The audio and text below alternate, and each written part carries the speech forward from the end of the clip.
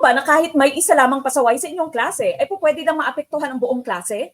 This is what Jacob Kunin calls the ripple effect. Kaya tara, pag-usapan natin ito. Ayon kay Jacob Kunin, kapag ikinurek ng teacher ang misbehavior ng isang estudyante at nakita ito ng iba pa, ay automatic na nag-a-adjust din sila. Halimbawa, kapag si Ana ay gumagawa ng misbehavior inside your classroom at kalmado ay sinabi mong, Ana, let's focus please. At nakita ng ibang estudyante na may consequence at attention galing kay teacher, the rest of the class also stays on task. Para itong bato na inihuhulog sa tubig, nagkakaroon ng ripple.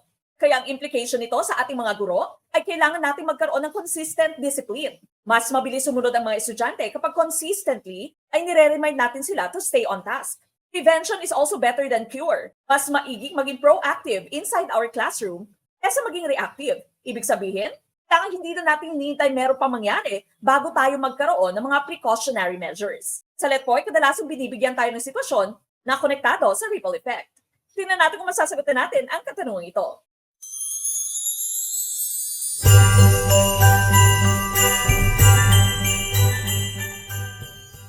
Ito po si Coach Mac ng Gurong Pinoy na nagsasabing maliit man na buti ng mga kaalaman, ang dulo nito ay malaking kaginawaan.